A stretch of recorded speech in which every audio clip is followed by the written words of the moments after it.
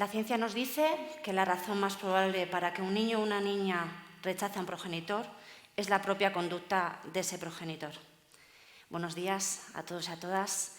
Mi objetivo aquí hoy no es contar mi historia y adoptar un papel de víctima, sino focalizar en el victimario. Y cuando hablo de victimario, no hablo del maltratador, que lo es, por supuesto. Seguro que muchas de las aquí presentes habéis sufrido a lo largo de vuestra vida algún tipo de violencia psicológica, psíquica, física, económica o todas a la vez. Pero la violencia que voy a hablar hoy aquí es de la violencia institucional, o como dijo la relatora Rim Al-Salem en el encuentro anterior, de tortura institucional. Sin entrar en comparaciones entre tipos de violencias, y tal como dijo la magistrada Gloria Pollatos, la violencia de género institucional es una de las más perversas porque quien la ejerce se basa en el amparo legítimo del Estado de Derecho. Por lo tanto, cuando hable de victimario me referiré a las instituciones y a la judicatura, porque sin la alfombra roja que les ponen a los maltratadores no nos torturarían como nos torturan a las madres protectoras día tras día en los juzgados y, lo que es peor, a nuestros hijos y a nuestras hijas. Esto se me va a caer. Se me va a caer. ¿Mediante qué constructo científico nos torturan en los juzgados y en las administraciones? Mediante el falso SAP. Falso síndrome de alienación parental o, en mi caso, marental. No hace falta deciros que el SAP no existe, que se lo inventó un pedófilo confeso para ocultar malos tratos y abusos sexuales de sus padres a sus propios hijos e hijas, que no está en ningún manual de clasificación de enfermedades, ni en el CIE-10 ni en el DSM-5, que el Consejo General del Poder Judicial lo rechaza, la OMS lo rechaza, la Asociación Española y Americana de Neuropsiquiatría insta a su no utilización, pero lo que nos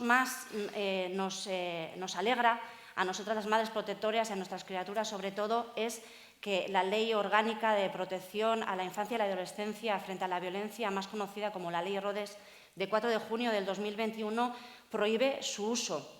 Y me diréis, pues está todo solucionado, Irune, no hace falta nada más que ir al juzgado y, basándonos en esa ley, pues revocar sentencias y salvar a nuestras criaturas de las garras de la violencia y del abuso sexual. Pues no, de ahí que estemos hablando de violencia y de tortura institucional. Y como dicen que no hay mejor que una imagen más que 1000 palabras, pues quiero que veáis a continuación un fragmento de mi juicio penal que se celebró el 7, 8 y 9 de junio del 2021, posterior a la entrada en vigor de dicha ley Rhodes que prohibía el SAP. Vais a poder ver a continuación, la fiscal aseguró que el SAP existía. El famosísimo informe de Beatriz, pobrecita, que utilizó un término prohibido, alienación parental.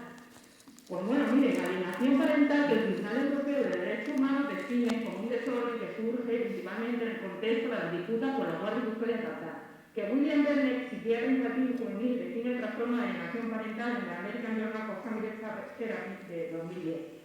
El Tribunal Europeo de Derechos Humanos ha aplicado en el caso Mincheva contra Moldavia en sentencia de 2 de diciembre del 2010. En el caso Piazzi contra Italia, sentencia 2 de noviembre del 2010. Y que el Tribunal Supremo, años 2017 y 2018, tengo aquí las sentencias y luego las medicinales del número por si quieren ilustrarse. Bueno, increíble, ¿no? La prepotencia con la que habla la fiscal. Bueno, a continuación podréis ver cómo la magistrada María José Martínez Sainz, repito, magistrada, que tiene que saber de leyes para poder hacerlas cumplir, le pregunta a Sonia Vaccaro, a la psicóloga forense, clínica forense, Sonia Vaccaro, ¿qué sabe de la ley? La ley a la que ha hecho referencia, que se ha publicado recientemente, ¿podría decir, tiene algún dato más? ¿Usted ha participado en su confección o algo? ¿Conoce algo? Conozco algo, sí. Yo soy socia colaboradora de la Asociación de Mujeres Juezas. Por lo tanto, a través de ellas tuve el texto, pero se publicó en el BOE el sábado. A usted, buenos días. Bueno, Sonia, muy buena, como siempre. Por supuesto, no he venido aquí a hablar ni a analizar detalladamente mi juicio penal, porque no daría para horas, daría para días. Lo que quiero demostrar con imágenes, o he tratado de demostrar con imágenes, es la tortura a la que nos someten día tras día en la judicatura española, ¿no? Estoy segura de que sabéis de lo que estoy hablando. Víctimas convertidas en victimarias, culpabilizadas, humilladas, denigradas, arrancadas de nuestros hijos e hijas muertas en vida. Son muy conocidos los casos de asesinatos por parte de sus padres, voy a decir entrecomillado padres porque creo que no se merecen ese término, a sus propios hijos e hijas y que son consideradas como el iceberg de la violencia vicaria. Pero no son tan conocidos los arrancamientos de hijos e hijas. ¿Y por qué? Porque nos amenazan con arrancarnos a nuestros hijos una vez que denunciamos, y si seguimos insistiendo y tratando de demostrar los abusos y el maltrato que les están dando esos supuestos padres a sus propias criaturas, pues acaban arrancándonos, ¿no? Y ahí es donde quiero focalizar. ¿Por qué? Porque el iceberg de la violencia institucional son los arrancamientos. Y para que los que todavía o las que todavía no habéis escuchado o sepáis qué es un arrancamiento, ahora vais a ver unos breves segundos que me cuestan muchísimo del día que a mí me arrancaron a mi hija el 4 de agosto del 2017. Va a hacer casi 6 larguísimos años.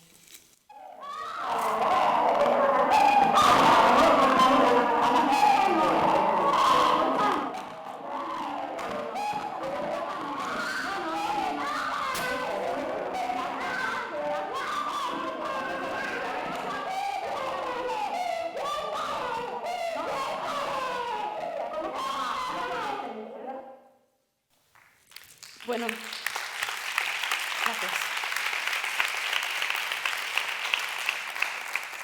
Voy a tratar de explicar con palabras ese momento. Ese día mi hija y yo morimos en vida. Es un sentimiento tan terrible que solo las madres que lo habéis vivido sabéis de lo que estoy hablando. Ese día, más de 1000 miembros del Servicio de Infancia de la Diputación Foral de Vizcaya, con policía uniformada incluida, porque así lo solicitó una de las imputadas, Antonia Giner Cucarella, jefa del Servicio de Infancia, jefa de recepción y valoración del Servicio de Infancia. Ahora está celebrando su jubilación tranquilamente, sin ningún tipo de remordimiento, mientras mi hija y yo seguimos separadas. Como iba diciendo, policía uniformada, porras, pistolas a la vista de una niña de 5 años, ¿no? Que como la habéis oído, habéis podido escuchar, suplicaba que la soltasen, ¿no? Ese día acabamos amoratadas. A mí me encerraron en una sala para leerme una orden foral que me impedía todo contacto con ella durante un mes. Tardamos, ella y yo, en vernos 3 meses. Lo hicimos bajo vigilancia en un punto de encuentro privado. Mis padres y abuelos maternos tardaron 5 meses en ver a su nieta y también lo hicieron en un PEF privado. Y ahí es donde entra el negocio. Empresas privadas controlando, monopolizando, privatizando la infancia, la continuación de los niños y de las niñas robados en nuestra propia cara, sin ningún tipo de impunidad. En el País Vasco, que es donde yo pertenezco, en materia social también pioneros, tenemos en Vizcaya la empresa Bizgarri y en Álava y Guipúzcoa Babesten, que actúan sin ningún tipo de impunidad. Ahí podéis ver cómo se venden en las redes Bizgarri, formación en interferencias parentales. Fijaros, por favor, en la imagen. Así es como los lobbies machistas venden en las redes que existe el SAP. La imagen os suena, ¿no? Empresas privadas contratadas mediante licitaciones sacadas a concurso por el Departamento de Justicia, Igualdad y Políticas Sociales del Gobierno vasco, que permite que se contrate a dedo utilizando los fondos europeos. Un Departamento de Igualdad, Justicia y Políticas Sociales que firma un instrumento llamado Valora para la desprotección, para la valoración o para investigar la desprotección de los niños y niñas en el País Vasco. Dentro de ese Valora podéis ver que en el maltrato psíquico aparece un ítem de instrumentalización en conflicto de las figuras parentales, y ese instrumento, cuando vas a ver en la taxonomía qué es de lo que se trata, en la página 93 de la taxonomía, que hay mucha gente, muchas políticas que aún me están diciendo que no, el SAP no está metido en el Valora, aparece a lo que corresponde esa instrumentalización. Presencia del síndrome de alienación parental, prohibido por ley. Claro, como es de obligado cumplimiento, pues todas las madres protectoras caemos como ratoncillos en esa trampa, ¿no? De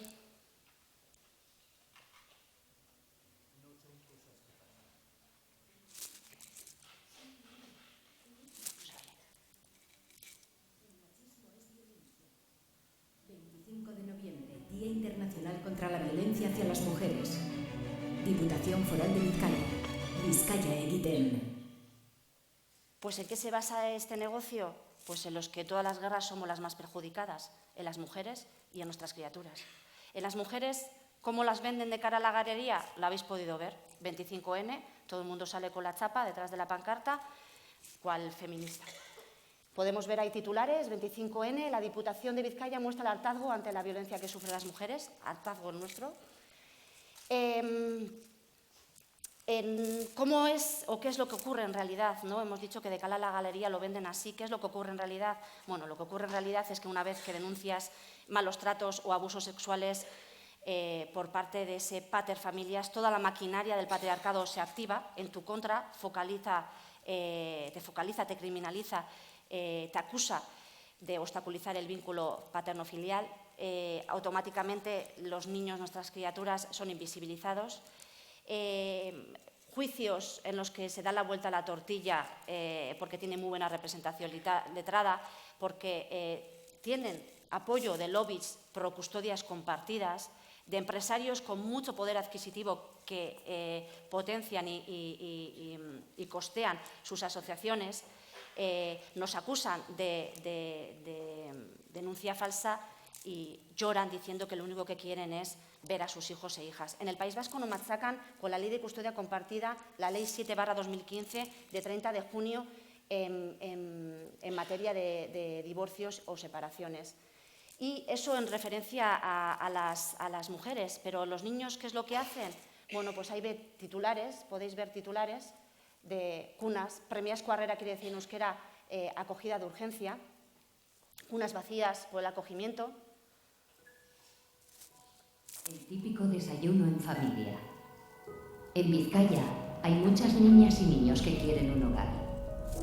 Necesitamos personas y familias de acogida. Tu hogar también puede ser el suyo.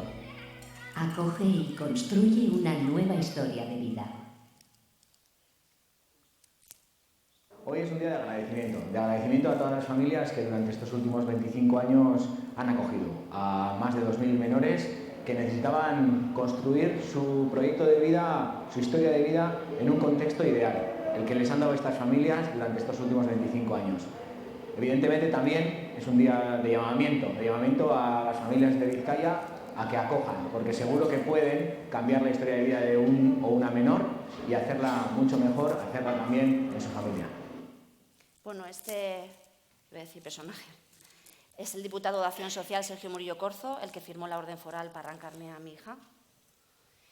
Hacen ver, como los habéis podido escuchar, como habéis podido ver, que hay una necesidad de acogimiento, pero en realidad entra en juego el dinerito. ¿Por qué? Reciben las diputaciones, la de Vizcaya, Álava y Guipúzcoa, recibe dinero, cifras desorbitadas de los fondos europeos por cada niño o niña. Estamos hablando de cifras de 4.000, 7.000 euros al mes. Hay familias de acogedores a los que también reciben dinero, pero nosotras, las madres, nos arrancan a nuestros hijos e hijas, se los dan a los maltratadores, las mandan a casas de acogida o acogimiento familiar, adopción. Las cifras varían según lo que sea, adopción, tutela o demás.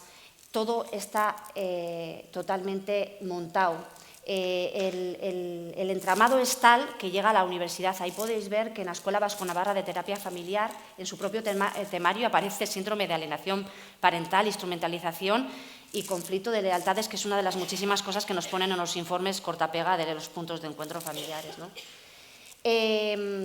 Resumiendo, las madres somos, como he dicho, acusadas de obstaculizar el vínculo paterno-filial, nos arrancan a nuestros hijos e hijas. La terapia de la amenaza, tal cual se la inventó el pedófilo confeso Richard Alan Gardner, recae sobre nosotras. Terapias educativas, familiares, psicológicas, son de obligado cumplimiento si queremos ver escasas horas bajo vigilancia en esos puntos privados con fondos europeos a nuestras hijas e hijos.